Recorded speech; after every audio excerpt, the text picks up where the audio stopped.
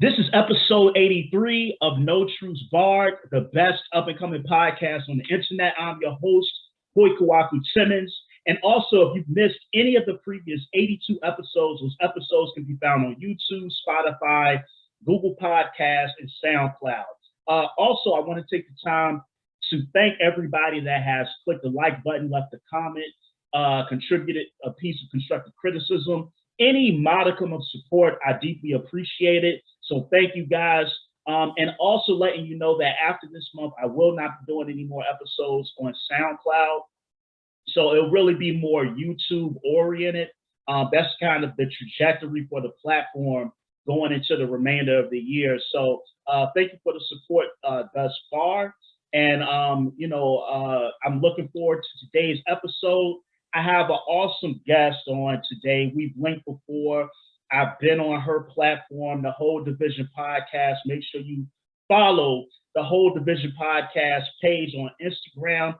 Also, make sure you go and subscribe to the Whole Division Podcast YouTube channel.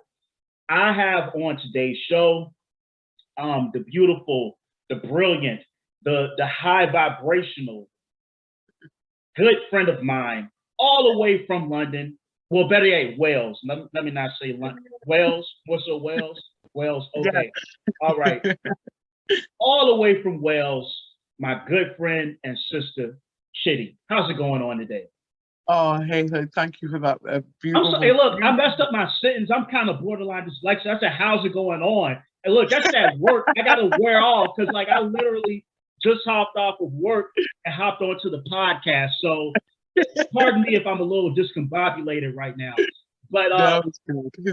But I want to thank you for coming on today's episode because I think we're going to touch on a lot of things that are relevant to relationships and relevant to just how as we as adults interact with one another. First off, before I get into the episode, I want to let you introduce yourself. For people that this may be their first time encountering you and your platform, based out of the UK. Just tell the people a little bit about yourself, and then once again, how they can follow you guys. So hey, my name is Chidi. I am a woman. I am an advocate for self-love. I am an alchemist. I put my energy out there to help others, to inspire others, and just to give people, that sort of motivation to of self-belief. Really, I created the Whole Division podcast as a platform for people to just have a voice where we can have laid-back conversations about real life topics and anything that's going on in the media. You can follow my podcast, as Hoyt said, at Whole Division Podcast on Instagram, and the page is on YouTube, and also my open page where I post quotes and try to inspire other people. That's Breathe It All In, Love It All Out. And yes, Hoyt, it's so great to be back here with you. This is a long overdue conversation. We need to have this conversation. Yeah. It's a lot has transpired since we last conversed. And I actually went back on my page and I looked at the last time we did an episode, and it was back in November, and here we are in April. So wow. It's been quite a while. And you're actually I actually didn't intend to have guests back on until May. So I was going to do May, June, July. But when you hit me, I was like, and what's going on? I feel like this conversation is needed and it's definitely relevant. And so what we're going to do, we're going to hop right into it. Mm-hmm. Unless you've been living under a rock, you should know about this debacle that is going down with Will Smith. And I've had many conversations with a lot of different friends about the different facets of this Will Smith and Chris Rock incident. So just to provide kind of a background, if you do not know what's going on, at the Oscars, Chris Rock came on stage. He was one of the presenters for, I forgot what award it was for, but he was one of the presenters, and he made a joke. The joke was about Jada Pinkett, and he was like, can't wait to see you in G.I. Jane 2. And Will, I want to save that for later, but to the point, Will got up and slapped Chris Rock. He assaulted Chris Rock because it was seen as accosting or harassing Jada Pinkett. So that's it. Now, the basis of this particular episode we're going to go in a lot of different directions because we've seen things that are kind of indicative of how we view relationships, of how we view protecting women, and a host of other things. So I want to start with Chidi, and I want to ask you, when you first saw this happen, what was your initial interpretation of it? I'm talking about at the moment, not days later or an hour. When you first saw it happen, what did you think? I thought that shit was funny. She is bold. Um, that was my first reaction. I was like, but she is bold. The joke was fitting. I don't believe for 1 minute that, Chris Rock, I don't think he intentionally meant to touch on her alopecia. It was just a funny joke. This is what happens at the Oscars, at any, like award ceremony. We all know that somebody, if they're coming for you, a joke's going to be made. I think everybody found it funny, even the reaction of, the whole, the audience, even Will Smith himself found it funny because we see him laughing. And it wasn't until I think that he saw his wife's reaction that the energy changed. I think if she would have kind of just gone along with it, it would have just been laughed off and it would have moved on swiftly. I just think in regards to Jada Pinkett Smith, I'm not a fan. I'll put it out there now. I am not a fan. The woman is extremely toxic, and you don't have to be a genius. You don't have to be able to read energy to know that she's a toxic woman. I believe she did it. It was on purpose. She's got, how can I put it? She's got very narcissistic, So wait, gaslighting vibes. I want to sit on that. I want to come because I have a lot to say on that point. So I'm going to say this. For me, my initial interpretation, because I wasn't watching the Oscars, I was actually doing, I don't know what I was doing something. I can't remember what I was doing, but I got on Twitter and I saw the photo of like Will Smith like this and Chris Rock like that. And what I thought was maybe, because sometimes at award shows, comedians are like, okay, let's do this little skit. And, to make people think like, oh, this happened, but it's really like a skit. So I didn't pay any attention to it initially. I thought like, oh, haha, Chris Rock and Will Smith must have like said, let's do this thing at the Oscars or whatever. But then like maybe 40 minutes later, somebody put the uncensored audio along with the footage up. And when he slapped him, when he got back to his seat, he was like, keep my wife's name out your fucking mouth. Yes. And at first I thought, I was like, okay. But then when he said it twice, I was like, oh shit, this dude is real. Like, this is real. Like, I thought it was like a skit or a prank. I didn't think that. Did you know? Sorry to cut you, but I need to ask you one question. Did you know? Were you aware that the Oscars was even happening? Nope. No, this is what I mean, and this is why I thought it was a joke to make, because nobody was aware that the Oscars was happening. It's a boring thing until something happens. Sorry, go ahead. I just had to ask. Oh no. I agree. I wasn't, because I never watched the Oscars. I don't. No.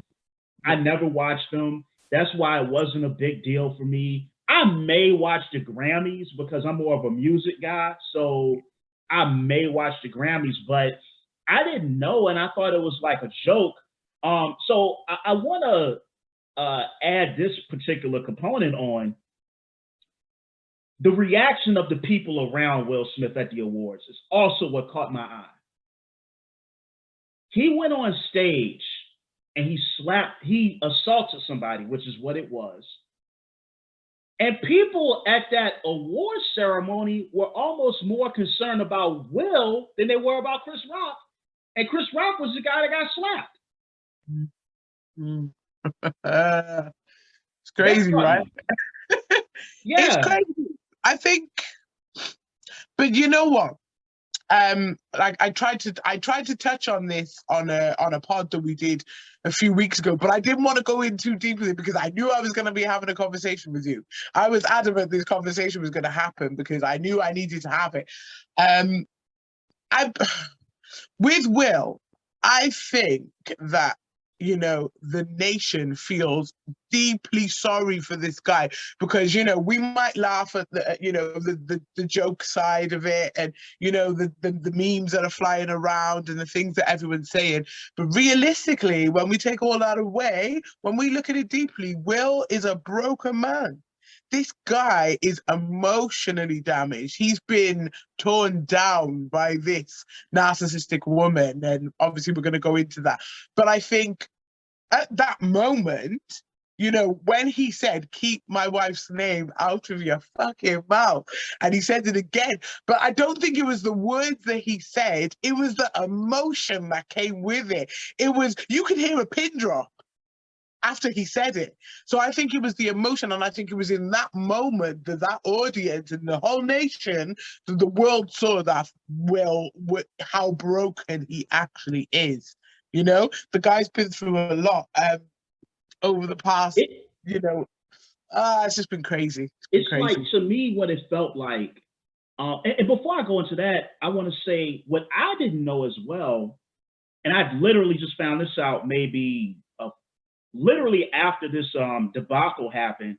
I did not know that Chris Rock suffered from NLVD, yes, and he's autistic. And yes. So I don't know a lot about autism. So when I went and researched it, autistic people, they can't pick up on nonverbal cues. Mm-hmm. I'm leading to something with this. This is why when you saw Will Smith walk up on stage, Chris is like laughing and leaning his head forward because unlike you and I, he can't sense this is a tense situation. This guy is not playing. He's coming towards you in an aggressive manner. And when I saw the footage of Chris Rock when he was backstage, they showed him after he got slapped.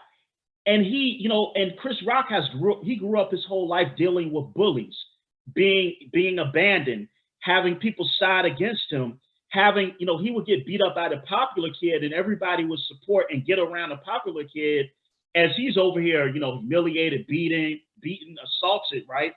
And it's funny that him as a 57-year-old man, he has to relive childhood trauma in a night where he's victimized by another celebrity, one of his peers. And so that's the thing too. People talk about Jada's alopecia, which I didn't know nothing about. I don't follow her that closely. But Will Smith attacked a man essentially with a learning disorder. And to me, it was sad. I want to ask you, as a woman, how do you feel about people trying to frame it as he was protecting Black women? No. That was the thing that people were putting out there. What is your opinion on that?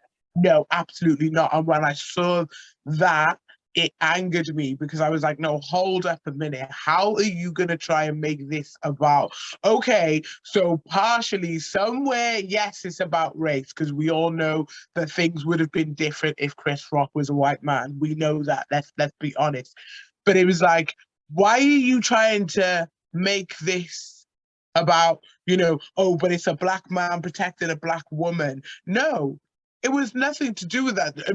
Jada Pinkett, she is a disgrace to Black women. I do not identify with her. She is so toxic. I believe that she was in that moment, she basked in that moment to see, she knows she's already broken her man anyway. So to have him there humiliating himself, because that's what he did, he humiliated himself by doing this, assaulting, you know, another Black man. It's just, there's so many things wrong with that statement. You know, he was protecting a Black woman. No, That's not what it was. I didn't look at it from that angle. And I tried to look at it from that angle and thought, but no, it doesn't matter. It really doesn't matter. He humiliated himself, and it was nothing to do with protecting his wife. All it was that I believe that he was trying to display masculine energy because she's demeaned him and she's put him down so much over the past few years. So he thought, by me displaying my masculine energy and protecting my wife and being there for my wife, standing up for my wife, let me just go and do this. Because we all know, like, say for instance, say that was like, who can I say? Mike Tyson. Say that was Mike Tyson who did that. Do you think Will Smith would have got out of his seat and gone and slapped Mike Tyson in the face? No, he wouldn't have. So he knows that Chris Rock is vulnerable. He knows that Chris Rock is not the type to, he wouldn't retaliate. He wouldn't. Because even though I didn't know what it was that Chris Rock had, but he always has displayed traits of autism. There's a slight delay there. Yeah. Delay in certain things. He's quick and witty and funny with his profession, being a comedian, but when it comes to certain things, you can see, and even if you watch the series Everybody Hates Chris, you can kind of see through the timeline there was a delay. So Will Smith knew that he could do that in that moment, but he was never going to get a congratulations from anybody. And I think he knew that in the moment that he did, after he sat down and he shouted, I think he knew, oh shit, I fucked up. It made me, and I made a video. I said we have to form a framework around what it means to protect Black women, because the way I always interpreted protect Black women is that, okay, Black women that I know that have businesses, support them, get behind them. Black women that I know that are brilliant, make great leaders, support their leadership, and in extreme circumstances where she may be physically in danger, I step up to be that masculine energy and that protector. That's the way I've always interpreted it. But I also think it's this: hurt people hurt people. He's been emasculated and he wants to emasculate another man. He wants a man to share his pain. And this is done from a subconscious level. He wants to emasculate a man like he's been emasculated. And as you pointed out, Jada Pinkett, this is something that people, all of these people that are saying like, oh, we applaud and Will for protecting Jada. I don't know if you saw the article. Jada came out and said Will overreacted. And you can't tell me that. I think it's a few different things. I think one, I don't think she's ever loved Will Smith. No. And then another thing I think that there's a little bit of competition there. I think she's jealous of the way Will's career has turned out and how hers has turned out. And wouldn't she pick the most important moment of his life, of his career, to encourage him to go and do something that would tarnish his legacy forever? This is something that is textbook narcissism. She definitely wanted the spotlight to be on her. She took away his shine, man. Like, she knew what she was doing. I fully believe that this woman woke up that morning and said, I'm going to fuck up his shit tonight. She said that because she is that type of woman. I'm not sure. I don't follow her. I don't watch her or anything, but I made it my business at one point, when it came out about the fact that they've got an open marriage and those things. I made it my business to go and watch a few of her, red table talks. The woman is the most narcissistic. She's actually borderline evil. I believe this woman is some form of demon because she doesn't love him, and she will do anything to take away his power, to take away his divine masculine. And you can see that he loves her, and his emotion is there. Everything is there, but she is just she doesn't give a shit. I watched something today. I'm not sure if you've seen it. I believe you've seen it. But I watched something today, and it was like a previous Red Table Talk that they did. And it was with Will, Jada, her mother, and their daughter, Willow. And he was saying that, you know, on her 37th birthday, he already made plans for her 40th birthday party. And it was going to be this big extravaganza. And he was going to make sure he wanted like Mary J. Blige to be there singing and all those kind of things. And then when he was like, you know, pulling it all together, her reaction and what she said, her response to it was, it's a bit over the top. There's no need. And he was broken. He actually said, I was broken when she said that. And she also said to him, this is how you know the woman is a narcissist. She also said to him, it's just a typical reflection of your ego. That's what she said to him. Can I let me point this out too. Another thing to be noted, because I saw that same video. Look at the body language of everybody at that table when Will was talking. When you look at his daughter, she was looking at Will like he was a dweeb or a dork. Remember how she was looking at him? Jada's mother and Jada, they're looking at Will like he's the loser at the table. And you remember when he said that point where he said, Jada said that this is just a massive display of your own ego? His daughter's like, kind of like, that's like, and I'm looking at this and I'm like, wow, this woman is insatiable. No matter what, and what the war that Will has, what it looks like to us from the outside looking in, he is battling the ghost of another man for the heart of his wife. He's trying to become, and I think when he attacked Chris Rock, and keep in mind, Will Smith is an actor.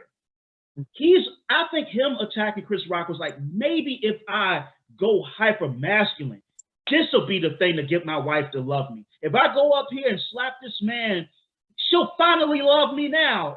I bet this is the thing. He's trying to do any and everything he can to get her validation, and she won't give it to him because, and listen, I'm gonna be a little transparent. I've been in that situation where I'm trying to get the love of a woman that doesn't love me. And I feel Will's pain. I've been there because you want her to love you so much. And no matter what you do, it's not enough because you cannot satisfy somebody that has disdain for you. I understand. I totally. When you said that, then I ain't no Jada, you know, I really ain't. But I'm not a perfect person. And in my younger years, you know, one of my very first relationships, I was with somebody that loved me way more than I loved them. And I did kind of, you know, I did bring down his masculine energy and, you know, made him feel that he wasn't man enough. There were certain things that I did as a woman. We know what to do as a woman, you know, and we feel like that maybe it will either make them man up or it's just they become you kind of just bully them in a way, and it doesn't always start out like that. I believe with Jada it's intentional. It's definitely an intentional thing because that's the vibe she gives. But it, you know, for me when I was in that situation, it didn't start off like that. But I just thought, well, and then the more he was trying to prove his masculinity to me, the more I was just really horrible to him. But then that was because I had issues myself with, you know, the male, with men, just men in general. I had a problem anyway. So, you know, I was dealing with certain traumas of my own. And he was also as well trying to display this whole masculine energy and be the man and, you know, those kind of things. And it does happen, but I think what she's doing is that typical narcissistic gaslighting, you know, energy that she is putting out there. Everybody can see it. We can all see it. I even watched an interview, like it was a part of an interview with Tupac, and he was saying, she's my friend, and, you know, she'll always have a place in my heart, but she's my friend. He made it very clear that he would never have any kind of relationship with this woman because it was almost like he could see what she was or who she is. So yeah, I just think it's really sad the way that she's the way that she's brought that man down is different. And people are saying, yeah, but they've got an open relationship and he knows what it is. No, I don't believe it's anything to do with that. I disagree with that. I'm gonna say this: if the concept that Jada and Will had agreed upon open relationship is bullshit. The reason why it's bullshit is because why would you need to have a red table talk about something you guys already agreed on? Exactly. Why at the red table talk did Will look like he hasn't slept in 72 hours? Will looked depressed. He looked distraught. He looked like he had just finished crying. So what I think it is, her level of narcissism, it goes so deep that for Will to save face from public humiliation, he was like, yeah, we were in an open relationship at the time. I don't believe that. I think he said it to save face. And you know the other thing too that got me? You remember the clip from the Red Table Talk when they were talking about the August Alsina situation? Yes. And Will was saying like, yeah, I guess this is one of those situations where I'm gonna be on the podium with you and be like, yeah, I support my baby despite her transgressions. Jada immediately replied, well, I don't consider it a transgression. What? This woman is evil. And did you notice on the Red Table Talk, it was almost like she was glowing. Her skin was gleaming. She was shining in that moment because she was having her moment and she's like, yeah, look at this is me and I'm in control and I control everything we do in this relationship. I don't believe that they have an open relationship. I don't even believe that Will went with any other women. I just believe that he, agreed with certain things and said, yeah, we'll have this open relationship so she could do her thing because she was going to do her thing regardless. The woman is crazy. And, and then I think, in regards to it, I also as well saw a video about her alopecia. And then there was a surgeon, a cosmetic surgeon who actually he confirmed because she was saying about the scar that she's got on her head. But a cosmetic surgeon said that was from where she's had a facelift and she's had all kinds of, plastic surgery. That is not alopecia. It's not anything to do with alopecia.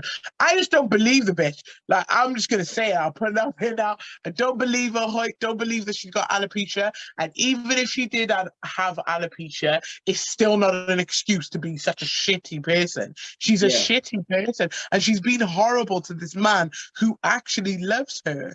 And she's also as well taught his children. She's taught his children to disrespect him also as well. And also as well, I'm going to touch on something. I don't know if I'm being a bit controversial here. Oh, no, go ahead. I just feel like, see the way that she is with her children. Like, I'm very open with my child, but there are certain things that I don't discuss with my child about my personal life. I don't discuss my sex life with my child. I don't discuss sexuality with my child in the sense of, I tell her, what to do sexually with a man or with a woman, or it's okay. And I also, she kind of forces feminine energy onto her son and then kind of forces masculine energy onto her daughter. That's how it comes across to me. There's nothing wrong with anybody's gender, like, anybody's sexuality, gender either. But when you're forcing it on your children from a young age, I believe those children have seen and heard things that they ain't supposed to see and hear. Well, do you remember it was on the Red Table Talk, and this was recent, where she said, Jada said out of her own mouth that when she was 9, her grandmother showed her how to masturbate. So now that presents a whole plethora of questions, because I'm thinking, when you're interacting with a 9-year-old, I can teach you, like, like when I was a kid, when I was 9, my grandma would show me how to like help her out in the kitchen. I knew how to maybe bake some biscuits or something like that. You show little kids stuff like that when they know how to clean up. This is how you do the lawn if you're with your grandfather or whatever. I have to ask, what type of intergenerational trauma there is going on there, where it's all of this. It's like that whole family, they operate from a misaligned root chakra energy. It's like everything is base level, everything is about sex, but it's not a healthy sexual energy. It's misaligned. And so I have to wonder what was going on with your grandmother. It's like, I need to show a 9-year-old how to pleasure themselves. Mm-hmm. That, to me, that's all types of red flags right there. 100%. It's a red flag within itself. Even if you just look back on Jada Pinkett, like from way back, she always kind of, there's like,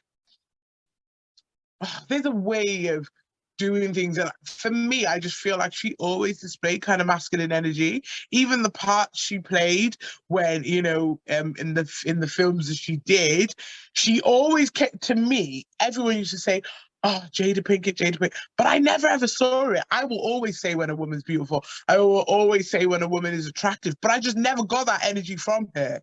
There was always something quite strange about her. And also as well, there was a story that kind of surfaced, but it didn't really go anywhere. I don't know why. But you remember Criss Cross? Yeah. The one made an allegation that Jada interfered with him when he was I think when he was like 15 years of age. There was one after this, I will send you the link to it, but it didn't really go anywhere. So wow. I don't know what happened with that story, but it didn't go anywhere. But I mean, who knows? They could have been paid off, whatever. It could have been so many things. But I've always got, there's just a bad vibe. She's bad vibes. She really is bad vibes. And I think she loves the drama. She loves to be able to sit there. And she was almost, after Will, she watched her husband, having this breakdown on national television, and she was gloating. She was smiling. Her whole energy was like, yeah, yeah, because I'm that powerful. And it's not power. It's just sick, really. She's definitely sadistic in how she handles Will Smith, because I think all of this she's proud of, because you have to think, like a few years ago, like maybe 10, 15 years ago, Wendy Williams had came out and she had said something, because at that time Method Man's wife was dealing with cancer, and she had leaked something about that, and Method Man was like, yo, I'm gonna come and smack Wendy Williams because that's my personal stuff or business or whatever, right? People were like, all right, Meth, you don't have to, he didn't actually go and do it, of course, but his wife stood by his side. Yeah. And this kind of lets me know that she wants to see the destruction of Will Smith. When people are trying to say like they're team Will and they are on Will's side, his wife is not team Will. His wife is not on his side. His wife wants to see his destruction. No way in the world a woman that loves you is going to ever put you in a position where your career could get ruined, where you could lose millions of dollars. She does not love Will. Why are we applauding toxic relationships? Why are we applauding the manipulation of a good man? That's what when we say we support what Will did, we're supporting Jada's narcissistic manipulation of Will Smith. That's 100%. What we're unintentionally saying, in my opinion. Yeah, 100%. And I think this is what it is. Society now is we are led to believe this toxicity, that especially the toxic traits that women are displaying, and I'm going to speak on that, because women are displaying some toxic shit. You got all these city girls, this city girl mentality, this, bringing a man down, tearing him down, and women will come back and say, well, men have been doing it for years. Like, that is not a way you do not fight fire with fire. You don't do that. It has to come to a point where you break that toxic cycle. You cannot sit there and say, and I'll talk specifically about Black men because that's what I'm attracted to, and being a Black woman because that's who I am. We cannot sit there and say that, Black men have been doing this for years, so now it's our turn. Because how are we ever going to end that cycle? How am I supposed to, even me as a Black mother, to a Black girl, even my daughter, at one point she said to me, oh, Black men, they're not it. And I said to her, you can't have that mentality, because not all Black men are the same. Same as not all white men are the same. Same as no men are the same. Everybody's different. Indeed. But I just think that it's there. It's on social media. It's out there now that we have to, as Black women, treat men like shit in order to get them to respect us. We have to tear down their divine masculine in order to get them to worship us, when realistically, that's not what it is. That's not what we have to do. But then when you got women like Jada Pinkett Smith, unfortunately, there are women who look at her and they're congratulating her. And they're saying, yes, she got that man on lock. That is not a good way to, it's not a relationship. It's not love. It's not marriage. It's not, I don't know what it is. I don't even know what to call it, but it's more like it's control. And she has ripped him apart. She really has. I'd love to, do you know what would like interest me? I'd love to see what his ex-wife has got to say. Or, you know, I'd love to see what she would have to say about it, because she hasn't said anything. Yeah. And you know, the funny thing is that when you're dealing with a person that, you know, I mean, we could say that she's a narcissist. I believe so. You know, I don't know if she's been diagnosed with narcissistic personality disorder, but what I will say is this: when you interact with someone like that, they're going to gradually eat away at your self-esteem to where you forget who you really are. And I noticed at the Oscars how other women looked at Will Smith. Like when like you look at Nia Long or any, like I remember I saw something where Tracy Ellis Ross was interacting with Will Smith. They look at Will Smith like he's a king. They're like enamored by Will Smith. His wife never looks at him like that. No. I've never seen a period where they put a microphone in front of his wife and she says anything uplifting to her husband. No. She never speaks highly of Will Smith. And so I just don't understand how people are supporting a toxic marriage. I remember when last year, now think about this now, this is his wife. Last year when it came out that Will Smith was going to get nominated for the Best Actor Award, Jada Pinkett gets on Twitter and she tweets, "Congratulations to Will Smith." Is that something that as a wife, you're going to tweet about? A wife would tweet something like, "Hey, my king, my boo, my baby," getting a shout out to him, all that. Her response was, "Congratulations to Will Smith." She's weird. Listen, the woman is strange. She wanted to take that shine away from him.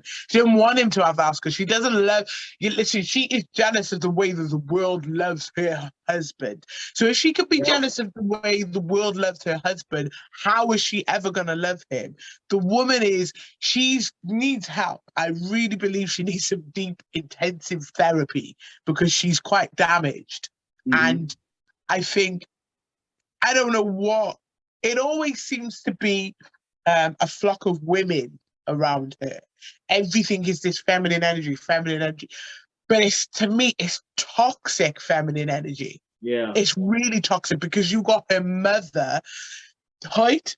I will tell you now, my mother loves me. She loves me with all of her heart, and she will do anything to protect me. She will always be on my side, and she will always stick up for me. But one thing she will never allow me to do is to humiliate another human being, whether it be a man or a woman. And I know that if me as a mother, I would never let my child treat a man like that.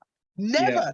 What her mum is not saying anything. Her mum just sits there and smiles and allows her to do whatever she's doing. So it's there. It's already there. It was put out there. That's the way she's been brought up. Her grandmother, she claims her grandmother showed her how to, taught her how to masturbate. There's the toxic energy right there.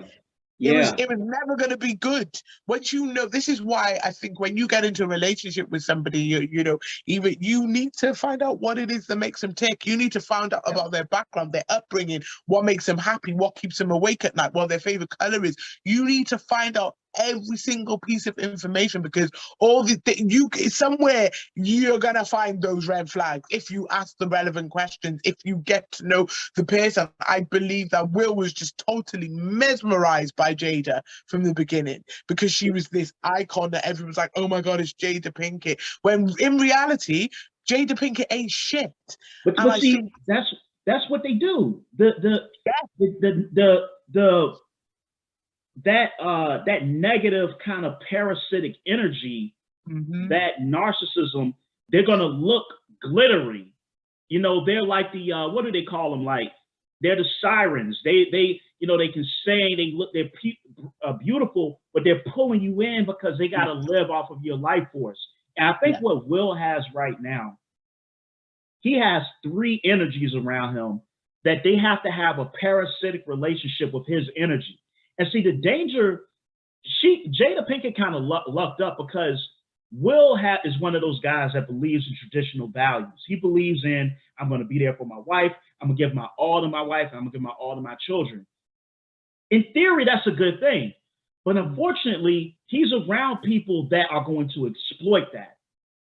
And when I look at those red table talks, when I look at the fact, let's not forget, your daughter writes a letter to Tupac saying, me and my mommy, we miss you, and we wish you would come back so my mommy could finally be happy. Your daughter never met Tupac. She wrote this as a small child. So what information is Willow getting to even inspire her to write a letter to a man she's never met in the house that her dad is paying the bills for?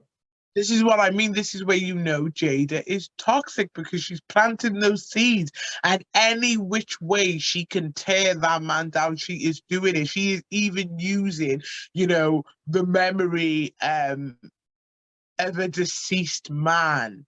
Like Tupac was a legend, but she's using his memory to rip away and tear away, chip away at her husband's masculine energy.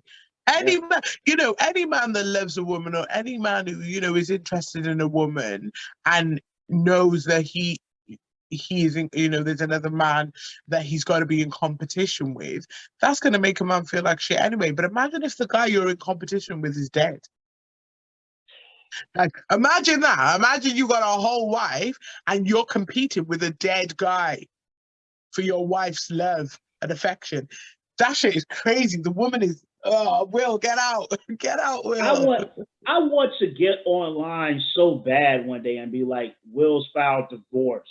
I just want to see, I want to see that he divorce this woman and get away from her, because you notice every point.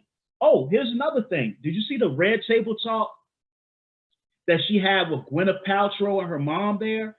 And basically, even Gwyneth Paltrow was like, shit. Yeah, and she basically kind of alluded to Will not being good in bed. That's basically what she was. That's what I'm like. Everything that involves controversy in Will's life is tied to her. Yes. If you take her aside, we've never heard nothing bad about Will. Everybody has great things to say. She is the source of the problem. He needs to divorce her. Yeah. Divorce. DIVORCE. Divorce. That has to happen. For real. It does. And it's because it is so sad, to sit back and watch a man just in this relationship with this woman who is tearing him down. She clearly does not love him. The whole world and this dog knows that this woman does not love this man. She wouldn't be half of who she is if it wasn't for Will. And she knows that. She wouldn't. I don't even think she would be that relevant. She ain't even really all that, really. She ain't done shit, really.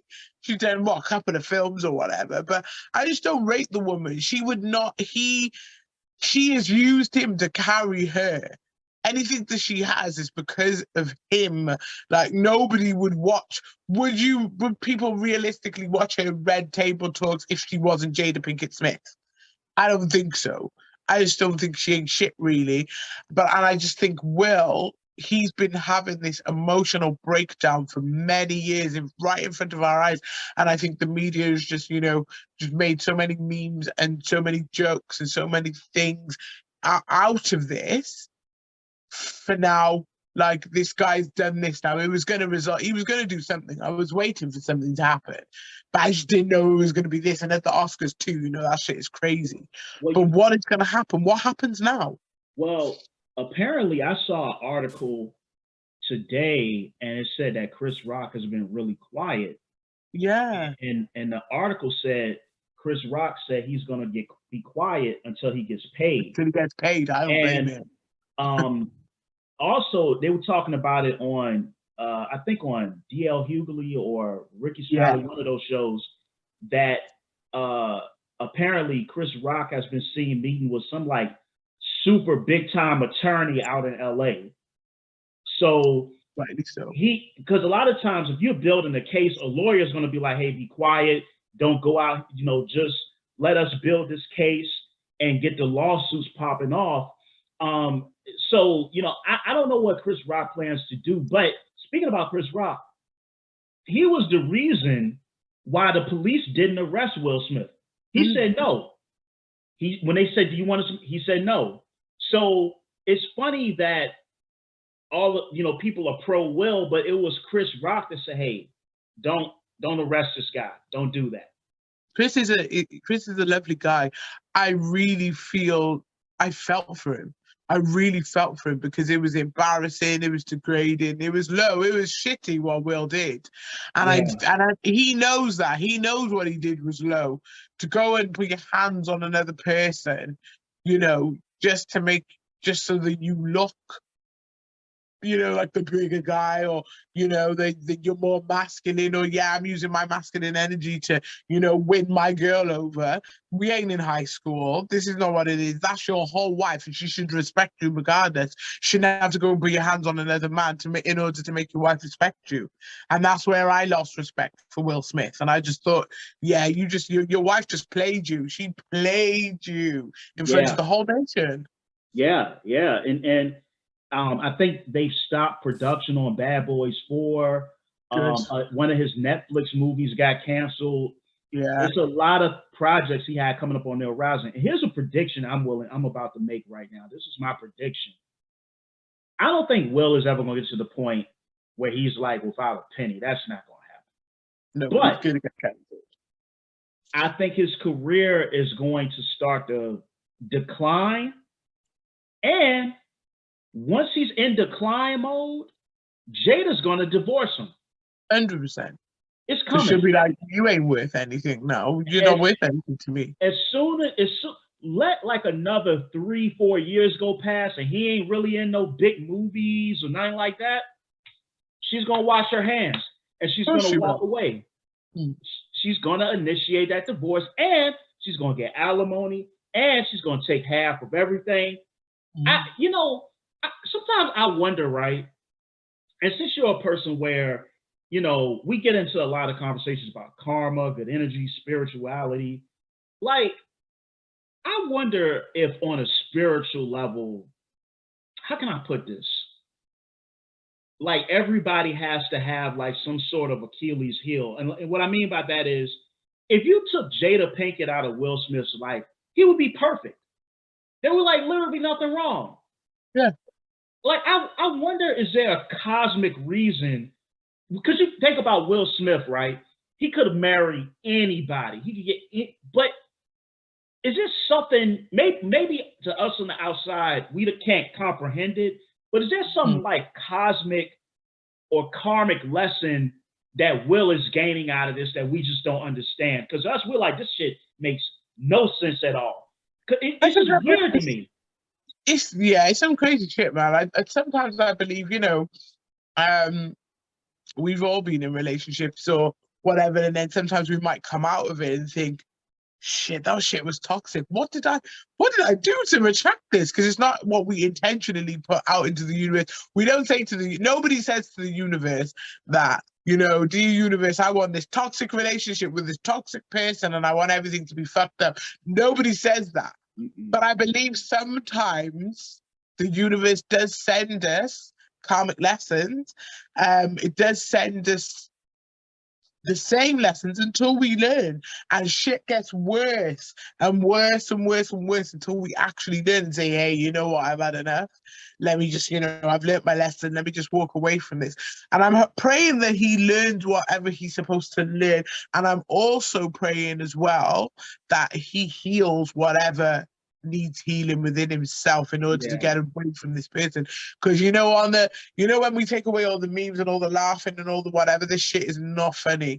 This is quite scary because like you've gone and had children with this type of person. And when it's not until he comes away from this situation or he breaks away from this woman that he's actually going to see how toxic she is. When he looks back and watches everything back, he's like, oh shit, this is wild. Like, look what she did with August. Look what she did. And she, up to now, she ain't giving no apology. She don't give a shit. Like, this woman don't care. And that kid, that August Alsina kid, this kid was dealing with mental health and drug issues. It's like she was a predator. Like she wanted pleasure, and and that's the thing that makes this even more messed up. You could have dated anybody, Jada Pinkett, but you went after your son's friend. You could have went after anybody in Hollywood, but you was like, nah, I'm gonna date my son's friend. And Chidi, this is the part that bothers me so much to the people that are behind what this man did. Are y'all not seeing all of this fucked up shit that Jada has done to fuck up this man's mental health, his public image? She has continuously made this man look like a fool in public, and nobody's taking that into account. And this is what I'm saying. It's like, but it's crazy because people will forget all that shit and they will only remember that one thing that Will did. And this is what she's done. This is what narcissists do. Narcissists will commit a murder and nobody will really speak on it or say anything because they're almost too afraid to because of how the narcissist acts. But then when, the narcissist partner slips up once, makes a mistake or does something, little blip, it's like, oh, did you see what he did? Did you see what he did? But then you've got the narcissist saying, I know, right? Really bad, right? It's so terrible. Like, I ain't supporting this. I don't support what he did. And that's what she's doing. Like, nobody, it just makes me, it just frustrates me that nobody's talking about it. No one's saying why, like, the fact that this woman is toxic. I did see one thread, and sometimes I'll go into the comments because I like to see what other people think. And there are a large portion of, of the population that knows that this woman is bad vibes. But it's almost like this act that Will has done now, the fact that he assaulted another man, it kind of overrides everything that she's done. So it's almost like anything that she's done, it ain't happened. Yeah. It hasn't happened. It's only this one thing that Will has done. And this is what, it's like, it's really like, it's quite detrimental to Will as well, because we don't know how vulnerable he is or how, where he's actually at in his mental state. Anything could happen. And this is where it's quite dangerous. And yeah, I don't know, this woman needs to be, it's almost like she ain't committed no crimes, she ain't broken no laws, but she's spiritually and emotionally and mentally, she's broken every rule in the book. It's crazy. And, I saw the article about how she cried on the wedding day because she really didn't want to get married to Will. And I'm going to say this, they need to separate for both parties. Jada should find her a man that fits the frame of masculine energy that she wants. She needs that in her life. Yeah. And Will needs peace. He should be around people that love him. And I'm going to tell you this, people may disagree with me. People may say that I'm wrong. But from the red table talks I've seen, from the interviews I've seen, Jaden, Willow, and Jada do not love that man. I think what Will Smith is for them, he's a source of income. They know, like, hey, the bill's going to get paid. I can go to dad for a quick $50,000 to do some bullshit album or whatever. We have dad here for that. But if you take money away, I don't think they care about that. And then to your point about Jada, do you remember some years ago, she had started like a rock band? Yeah. Did you know Will Smith paid people to go to her shows because nobody was going? No one was going. These are the things this man has done for this woman. Because he loves his family. He loves his wife and he loves his family, and they don't love him and they don't respect him. They really don't. There's no respect there. I'm sorry. No. That's what I see. No, it's none whatsoever, and it just it bothers me, and listen, I think you and I share similar sentiments about this whole situation. But I want to segue. You have reached out to me also, and you were talking about it was another topic that I had covered that you wanted to speak on. So I saw a few that was similar. So I'm gonna let you spark this off. What was that thing that I said? I think it was something about, Oh yeah, yeah, and we can so build yeah, on so that for you a were little bit. talking. What was it you were talking about? Or you were saying about masculine and feminine energy, like kind of being in competition with one another, and who is the most dominant, I think it was, or who should be the most dominant. So yeah, so I think I know what you're talking about. So this situation actually inspired me doing that, right? Okay. And so actually, excuse me, I actually put that. I think it was on the last No Truths Barred episode, I believe. Um, but yeah, so my whole point is this: we there are a lot of women that said that they hate the patriarchy, okay, and that the patriarchy needs to fall. And I understand these arguments. And so in my mind, the way my mind works is that I'm looking at, well, what is a new world going to look like? What does this new future look like, right? And what I'm starting to notice is that people are picking up terms like I'm an alpha male or I'm an alpha female, right? And these women will be the same ones downing the patriarchy, but then you still want to hold on to those standards of how you value another human going forward. So I'm like, is it that you hate the patriarchy or you hate the fact that you don't control it? Because I'm like, if you hate it, we should be trying to build a new system, a way of life where, we're all are benefiting from it. I don't know what that would look like, but it should be something new. And so the competition aspect comes from this is that people are like, well, I'm an alpha male and my woman needs to submit to me. I'm an alpha male and I need to dominate and lead in certain and whatnot. And then I've seen women say, like, well, I'm an alpha female and I intimidate men. I guess my point is, why is it as human beings, the goal is to intimidate and to dominate instead of work together? Messed up. It's crazy, and this is what it is. I think it goes back to where women are trying to get even and men are trying to gain back that power again because they feel that they've lost that power. And all this shit about alpha male, alpha female. Nah, you need to squash all that. It is about coming together. It is about working together. Yeah, we have strong women, and yes, we have strong men. But that doesn't give you the right to give yourself a title of being alpha, because if a lot of people, a lot of people who call themselves alpha, if they actually look up the term alpha, they don't even fit the bill. Alpha is very much driven by ego, I believe. That whole term, it's like, don't get me wrong, there are times where men do need to be dominant, or when women want men to be dominant. Oh, of course. Like like me, for example, I'm a strong Black woman. I do everything by myself. I pay my bills. I work hard. I'm the breadwinner in my household, or, I'm the single mom or whatever. But when it comes to, I would love for, a man to say, do you know what? You don't have to do this week.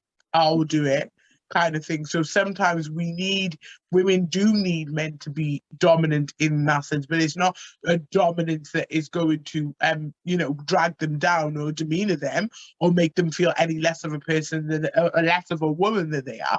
And then I think with women being, alpha females again, it's ego.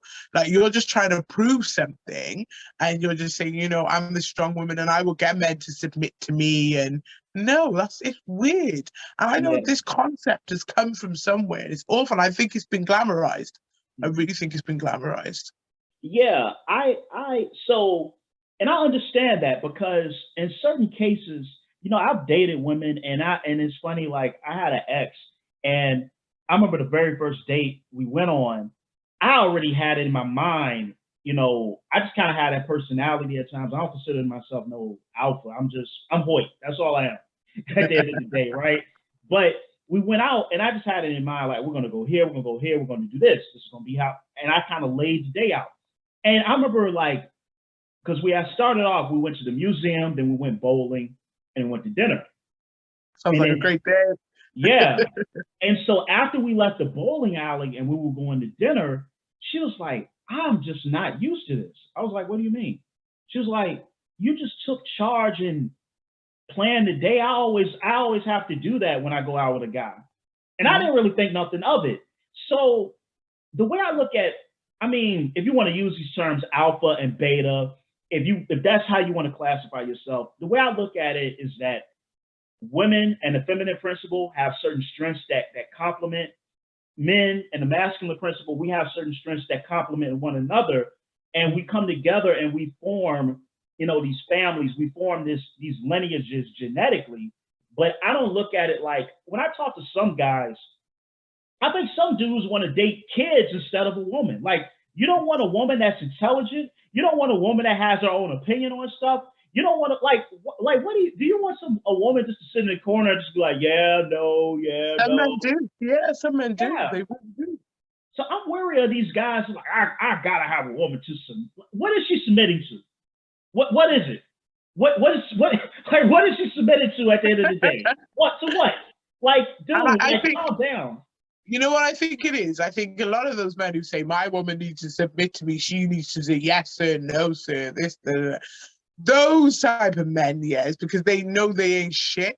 So they want women who are just going to submit to them because they ain't really got much to offer. So they just want to feel that that they're dominant and they're the man, and they want to feel that way because they know they ain't got nothing else to offer. And then I think the men who actually deserve, if we're going to do that, then the men who actually do deserve that kind of treatment, or that, that's, whatever, they don't get it. They actually get pulled down. They actually get torn down by these women because they're like, hold on a minute. Like, what, you think I'm gonna cater to you? You think I'm gonna honor you? No, I'm not gonna do that because I'm an alpha female. There's an imbalance somewhere, and I think people are not looking at it. They're forgetting that if you've got a man and you've got a woman and you come together, you work together, and you are on the same page and on the same frequency, and there's a balance, then it will work easily without having these titles of I'm the alpha male and I'm the alpha female. People are not understanding. And as I said before, it's because it's been televised and glamorized. I always say that television and media and all those kind of things has played a big part in, tearing each other down, tearing each gender down. It's crazy shit, man. Yeah, and we perpetuate it despite how toxic it is, despite how counterproductive it is. We get behind these things, these concepts of being a beta or alpha, this, and I'm just like, what happened to just being decent people? What happened to that? Sometimes in life, I don't need to be around alphas or betas or whatever. I just want to be around cool people where the energy is dope. That's it. If it's a good vibe, the energy is dope, I'm in there. I don't need to go into a room of people and feel like I'm the leader or I'm the alpha. I don't need to feel that. My ego doesn't need that. But I think another thing too, a part of this is social media, because social media, I think, this is my theory. I don't know what your take is on this. I think, like, I would argue, I don't know if this is the truth, I would argue that between the years of 2015 and 2022, because of social media, more narcissists have been produced in this time period than any other time in human history.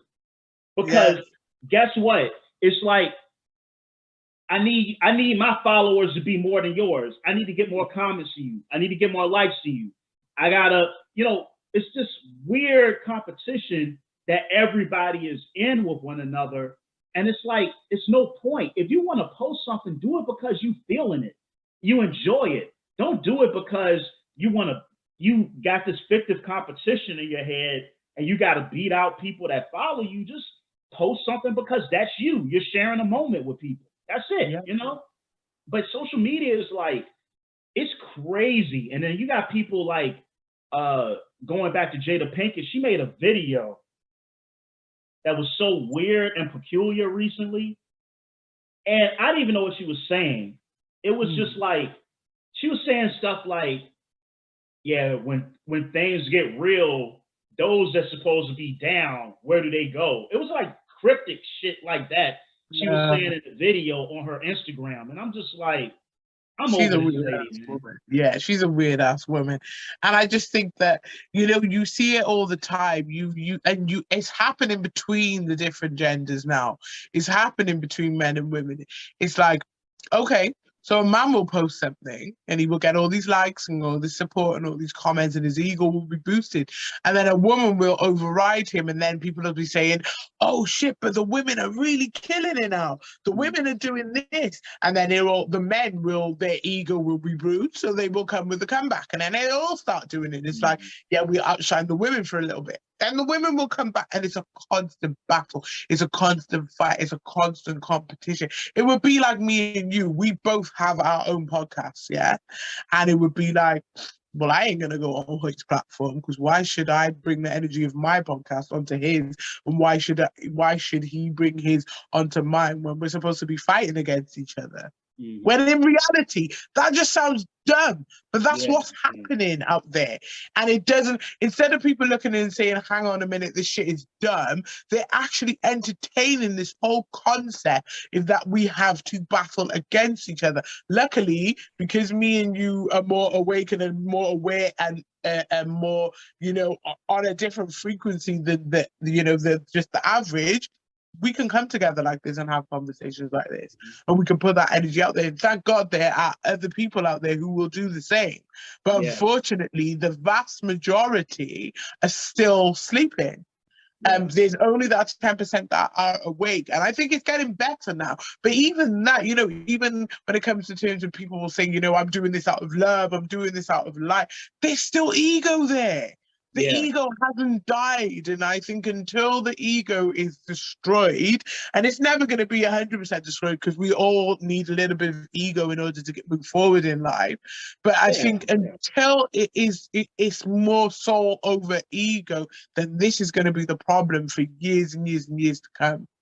I think, and you know, to that point of people doing all of these different things, it's kind of like, I don't know if you've ever seen videos or footage where a person would be like, hey, I have a sandwich I'm giving this homeless person. Take a picture of me giving them the sandwich or giving them money and put it to my IG. Instead of just giving them the damn sandwich, give them the money. You don't have to do a photo op for that. You don't have to. And when you look at it, this is what I told a friend of mine. I was telling her, I said, what I'm trying to do, I haven't successfully done it because we're all a work in progress. I'm trying to just look at my ego as a tool. When I need to use it, I use it. When I don't, I put it back on the shelf. That's how I'm trying to look at my ego. Like, okay, cool. You know, in a way, there are times where you kind of have to have that demeanor. Like, I'm the shit. I'm that guy. I'm that dude. You got to kind of have that demeanor sometimes. You can't always be in, oh, well, you know, I'm super humble. Sometimes you got to turn on just a little bit.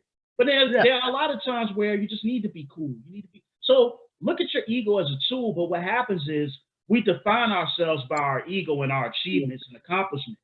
And that becomes who we are. And we don't look at it as just being one of the things that constitutes who we are. We look at it as being the entirety of who we are. And that's when we bump into problems. Yes.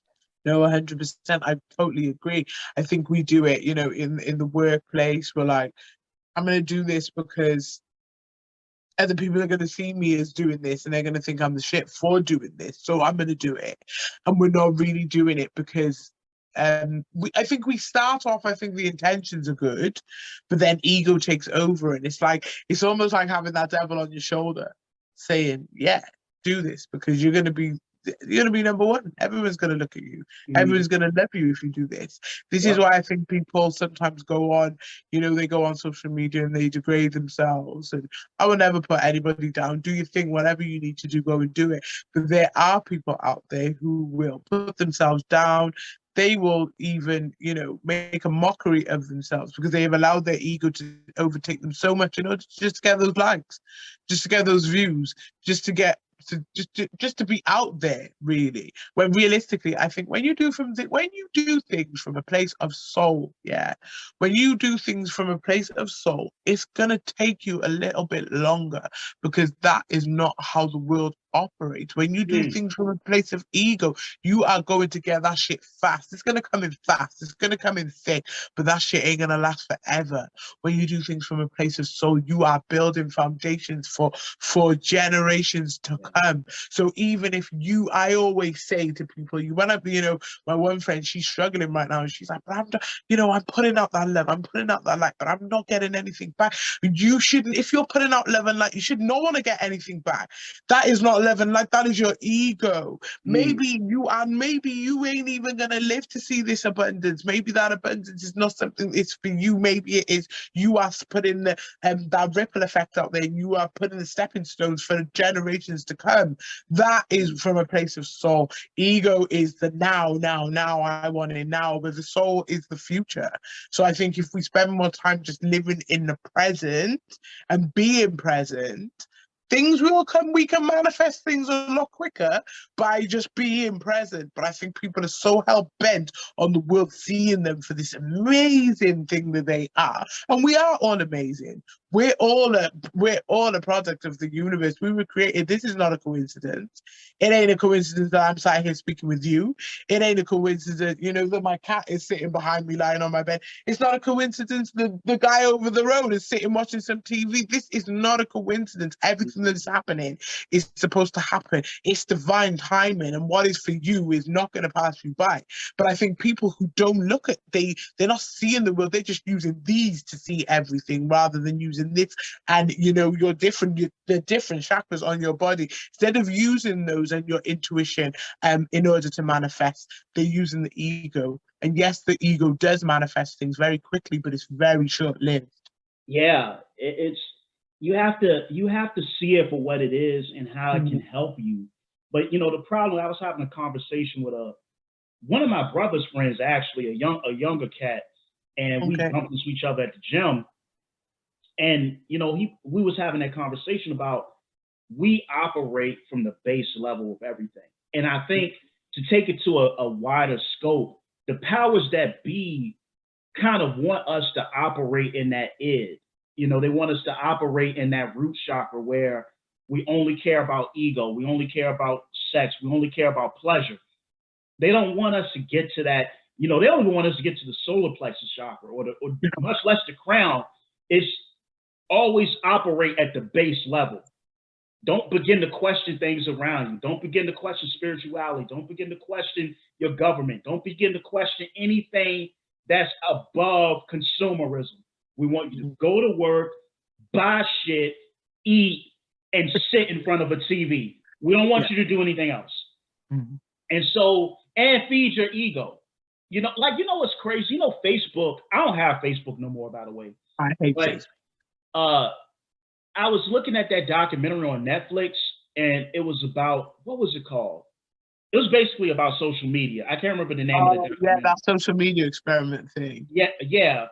And what I didn't know, they pointed out, is that for Facebook, they actually employed people that had designed slot machines in Vegas for Facebook, because their goal is to keep you on the app as long as possible and to keep you addicted. And believe it or not, there is such a thing as social media addiction, Facebook addiction. I've read about it and I've been a victim of it. Like, that's one of the reasons I got rid of Facebook, because I found myself on there all the time. And I was like, yo, this ain't cool. I need to get rid of this thing. And guess what? My life hasn't declined because I don't have a Facebook no more. You know, I still have my IG and stuff, but you know, I don't have that. But that's a big thing. Real quick before we close out here, this came to me, and I want to do something random. Okay. So, and if you don't feel comfortable going here, you can decline. Okay. There are 4 options. If you had to point to or guess how existence was created, either God, we're in a simulation, the world ended in 2012 and we're in a different timeline, or other, which one of those you pick? Oh shit! Like, how could you do this to me? How could you put me on the spot like this? Oh my God, I have so many theories. Okay, so I'm gonna go with. Want me to repeat the options? I'm gonna go. Okay, say the options again. Say them again. So the first one is God, and when I say God, it doesn't have to be of a but just of intelligence, or it could be assigned to a particular religion. That's up to you. So the first one is God. Entity. The next one is a simulation, like this is a computer simulation that we're in. The third one is, like the Mayans said, the world did end in 2012 and we're living in a different timeline. Yeah. Or other. Do you have another theory about it? I'm gonna go with simulation because listen to this. This is some crazy shit. So I was saying to my friend, me and my friend was sat, we were just vibes and we were talking, and I turned to her and said, what if we're like all Sims? Imagine if we're just all Sims and we're just all being controlled by this. I don't know why I said it. It's like sometimes I always come with these theories. It's just my mind when my mind is open. And I said, what if we're all being controlled by, we're all just puppets, we're Sims, and we're being played. Imagine if we're being played. And then when they started bringing all this stuff out about the metaverse and all that, I was like, wow, my head wasn't even blown.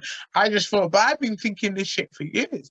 I've been thinking, what if we are being played? Because to a point, I feel like I've always felt very different to other people. And I've always been able to explore conversations that are out of the norm. But I do believe to a height that we are being controlled. I do believe that we're in some kind of simulation, because if we weren't, how is it that people are doing the same shit?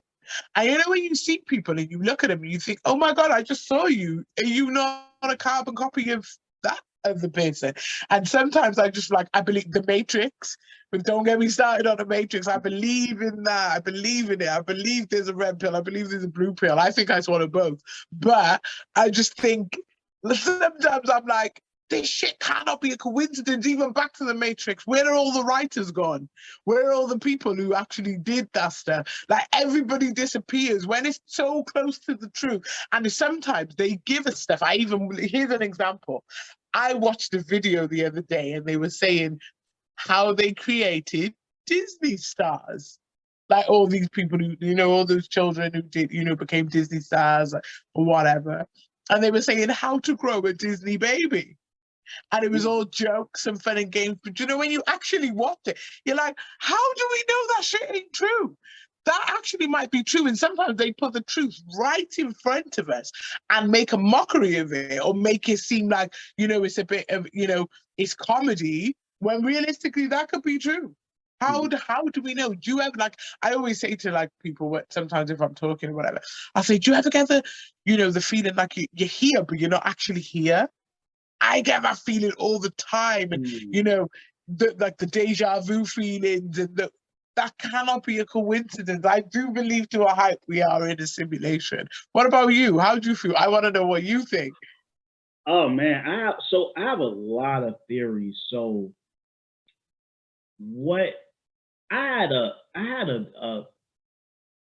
so I was engaging in some plant medicine one time, and I had this thought come to me. This is some years ago, and I had this thought come to me, and I was thinking man, everything is like movement. And I'm like, okay, I started kind of dwelling on that, and I was like, well, what? I was thinking about like, what would the purpose of creation be? Like, why would something need to be created? And what I thought this, I have three theories. One of them, when I was in that state of consciousness, I was like, the universe is created itself for experience.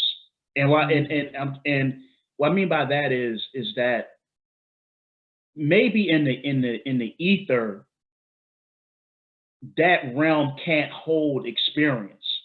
And if you look at it like, and the reason why I say that is that everything goes in cycles. Like you look at the sun is born, suns, stars, they die. You look at how human beings age, right? You look at everything. Everything has like kind of like a spring, a fall, excuse me, a winter, a spring, a summer, and a fall. You know, you find that all throughout the universe. Now I was thinking like we see these cycles for experience, and I think we don't understand the miracle that existence is. And I think that this this primordial energy wanted to experience itself. And I think like human beings, plants, tools, human beings, plants, asteroids, nebulas, we're the universe trying to figure itself out. Yes. And we're all part of this. And this was some weird that came to me. And this is a lot more, but I don't want to sound too crazy on here because, you know, somebody might come across this like, what is this dude talking about? Then the other thing is, I was thinking about like, man, this could very well be a simulation. And I was thinking about that because like, I've been for years now, it's like I'll have experiences and it almost seems like it was programmed, like it's working off an algorithm. Like one time I'll never forget this. I was in Miami and I was walking down Collins Avenue Mm. and it was like my brain skipped. And this is what I mean by that. Like I remember one time I was walking down Collins Avenue and my brain was like, you're about to be near a guy and his wife, and the guy has on a yellow shirt. Okay. But this happened a long time ago.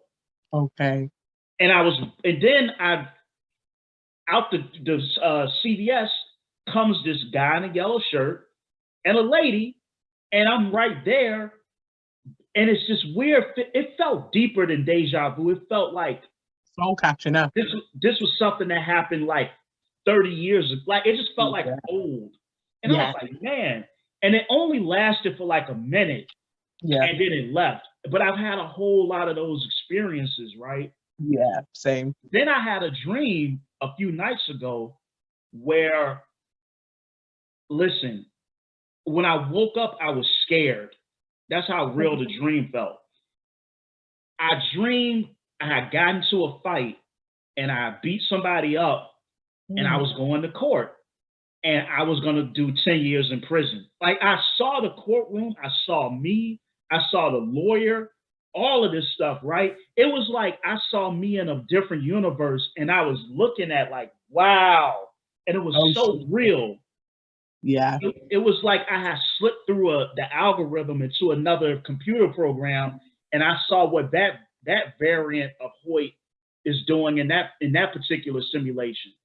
Yeah. And it was just like, it was really weird, you know? And then I thought about it like, who's to say maybe it really is, this is another theory. This is not about the creation of the universe, but of humans. Have you ever read this dude named Zachariah Sitchin? Yes. Yes. Yeah. And so that whole 12th planet thing where he talks about like these extraterrestrials, these Anunnaki, they come down, they grab like early hominids, they mix their DNA with them and created human beings. And when you look at it, it's certain things genetically, certain anomalies that we have in our DNA that's like really hard to explain. You know, Yeah. scientists have kind of explained like why Homo sapiens, we've kind of like went on this trajectory in comparison with other primates, but who knows? I mean, and then the other reason why I think it might be some credence to that is that you have cultures like the Zulu people, the Dogon, they talk about beings coming down, manipulating DNA, giving knowledge to mankind, and all of this different stuff. So I don't know if this was based off of a real event that happened a really long time ago. And to truly be honest, I believe the universe is so crazy that what really happened may blow us all the fuck away, to be honest Yeah, with you. 100%. 100%, 100%. And I think, I was having this conversation the other day, and I believe that it's not until we go where we're supposed to go into, that's when we learn what the fuck has Mhm. really been going on.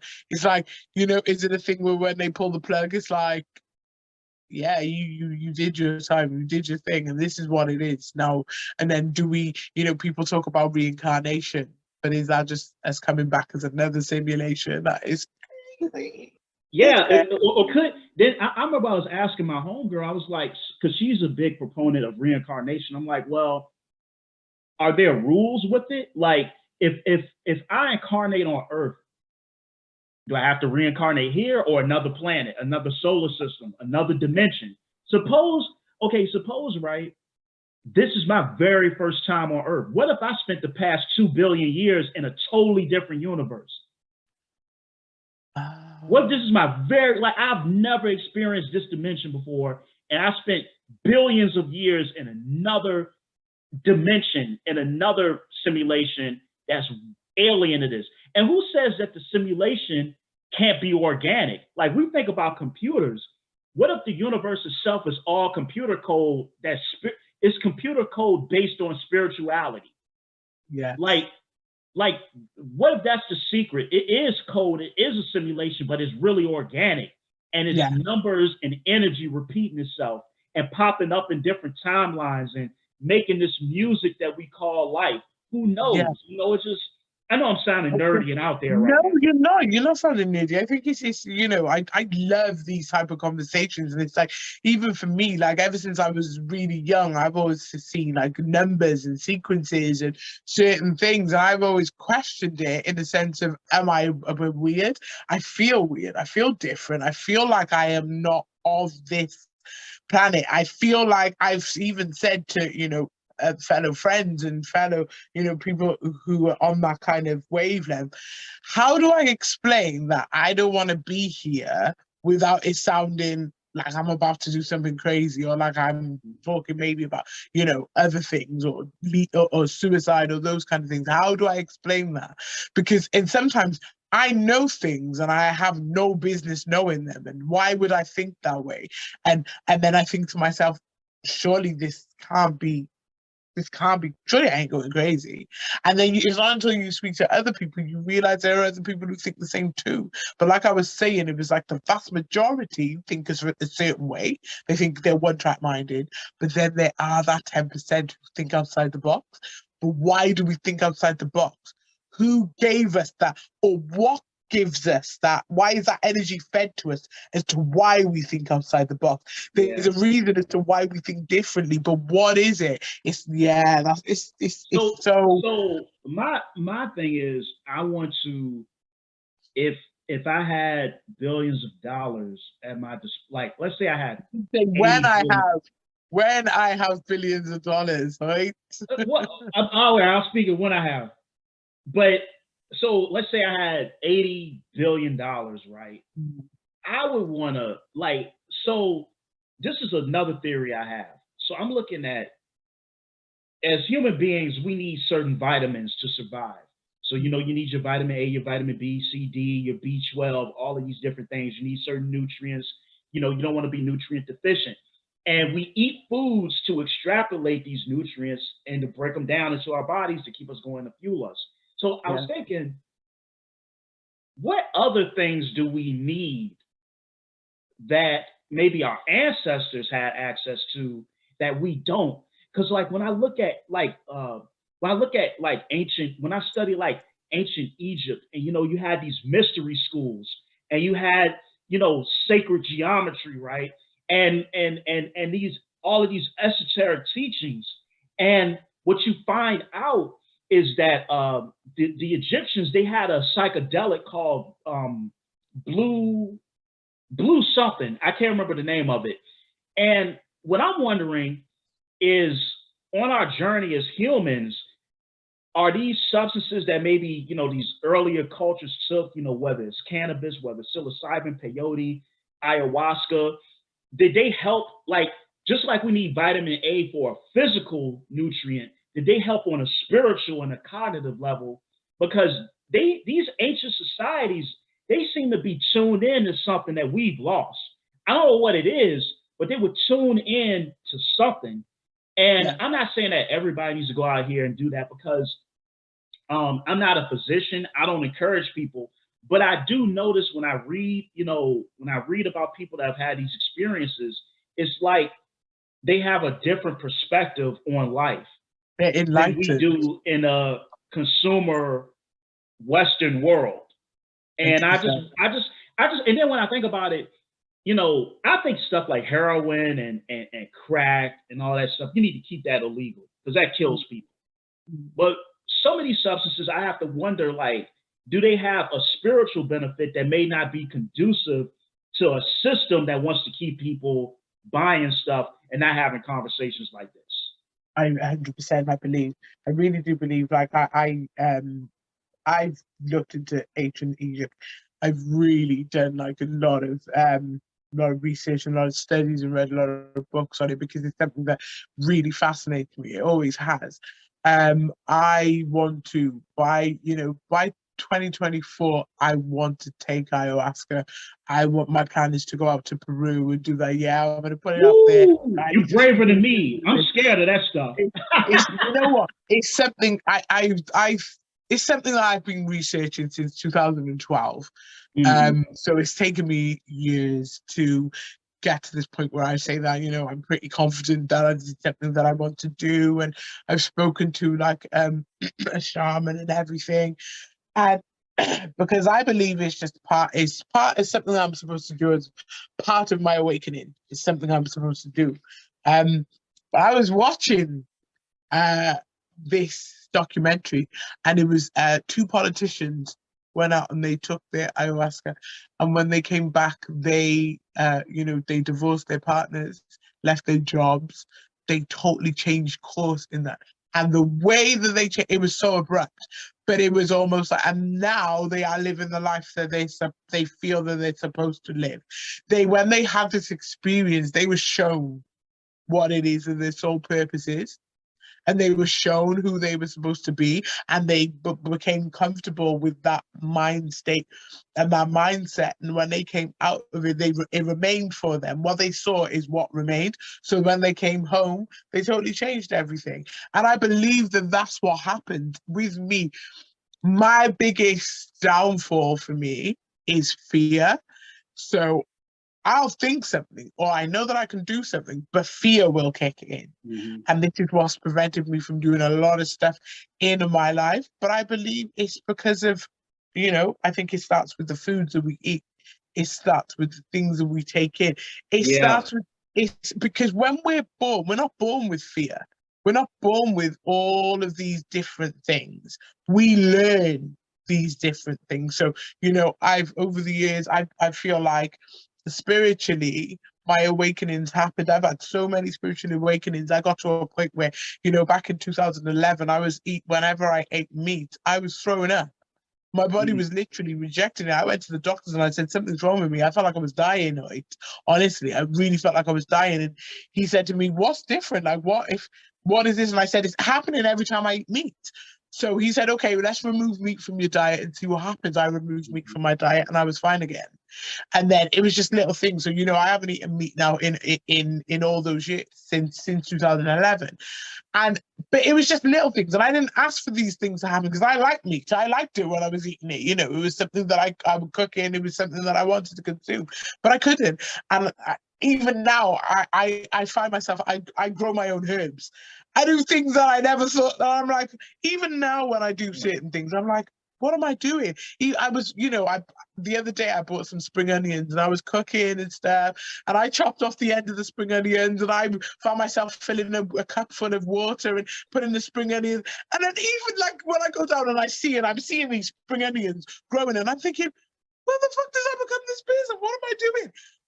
But it's almost subconsciously, this is what I'm supposed to. It's almost like I'm going back to something that I already know, but where do I know this shit from? So yeah, it's funny. McKenna, I'm a big fan of McKenna, Terrence McKenna. He's our homie. yeah. So McKenna talks about, he had a book called Return to the Archaic. And what I think one of the arguments he makes, and this is another guy by the name of Dr. Chris Ryan, he wrote a book called Sex at Dawn that really influenced me a lot. But I think what they say is that we're still those same Homo sapiens. And you got to think about it, for about 200,000 years, we would have been in the tribe. We would have been constantly moving. We would have been, indulging in certain substances. We would have had certain practices, certain customs. And a lot of times on a subconscious level, we kind of yearn to go back to that level of freedom, although we can't have it now because we've kind of been domesticated. And another point I wanted to point out with ayahuasca, and it's another psychedelic out of Gabon in Africa called Ibogaine. Yeah. And both of those have proven to have like a 70% efficiency rate when it comes to getting people off of heroin. So a lot of people that have dealt with drug issues, such as, methamphetamines, heroin, have gone through like an ayahuasca or Iboga ceremony and come away clean and never touch that stuff ever again. So it has a lot of uses, but the problem is, here in America recently, the government have just at the federal level, they've decriminalized cannabis. And so it's decriminalized, it's still not legal recreationally. I don't know how they kind of walk in that line. But the problem is that we have these substances where if they were legal, doctors and scientists can test these things in controlled settings and say, okay, well, psilocybin has this effect on PTSD. It can have this effect on depression. There have been people, I think the state of Oregon, I think they've legalized psychedelic mushrooms. Yeah, because they're microdosing. A lot of people are just, I was reading about this. Yeah, so a lot of people, they microdose, and it has a great effect on depression, So the way I'm at, I'm not at your level of brave yet. I don't think I'm ready to go and do a ceremony. I ain't there yet. Plus my thing is, if I go out to Peru, I gotta have some of my homeboys with me. I gotta roll with some people that I know. Yeah, I gotta have 2 day ones with me when I go out there, right? But I mean, for me, like I said, I'm not there yet, but I do recognize all of the different medicinal uses of these plants, and the fact that you look at alcohol, and I know in America, I don't know about the UK, there are over 88,000 alcohol-related accidents in America every year. So many people die from alcoholism, issues with their liver due to alcohol, yet it's legal. And we're okay with people doing that. And like I said, for me, I'm a moderation guy, do everything in moderation. But I think these substances, if we could study them more, could have benefits for the population. But listen, this has been a powerful episode. I thank you so much. I didn't mean to hold you this long because I know it's late there. No, I enjoyed it. Honestly, I think we need to do a to be continued, maybe talking a little bit more about spirituality and psychedelics as a way, because they have been using them in science. So I'm and we'll definitely link back up. I'll shoot you some dates. But real quick, tell people how they can follow you, how they can find the podcast and all that good stuff. So you can follow me on Instagram at Hold the Vision Podcast. That's at Hold the Vision Podcast. On the Instagram page there is the link in the bio to the YouTube channel to check out any previous episodes. just to see what we talk about. There are some episodes on there featuring Hoyt as well also. And I just want to say again, thank you so much for, you know, having me on your platform. It's always a pleasure to have conversations with like-minded individuals who just get it, because the world is full of some shit people. So it is nice to just connect with somebody who is of substance, who is good. Hoyt, your platform, I'm addicted. I'm literally addicted. I'm subscribed to the YouTube channel. It is there. I have my notifications on, and I'm, you know, I'm a fan. And I just want to say, keep up the good work, and it's amazing what you do. Keep putting that energy out there, because it's what the world needs. Thank you. And listen, I'm gonna shoot you another link real, because I gotta chop it up with you about some business real quick after I save this. I'm gonna shoot you another link and just come right back in. But listen, this has been episode 83. Make sure you go and check out the Whole Division podcast. You see the wavelength and mentality that my good friend and sister Chidi is on. So if you like that sort of content, get at her. Shout out to DJ Sticky Fingers. Shout out to Carl. Shout out to Milan. Shout out to the whole Division podcast gang. That's one thing, I gotta get all of you guys on the episode. So probably maybe May or June, I'm gonna try to get all of you guys on to my podcast, and we just kind of chop it up. But once again, make sure you follow Whole Division, and also make sure you subscribe to the No Truths Barred YouTube channel. Make sure you follow the podcast on Spotify. Make sure you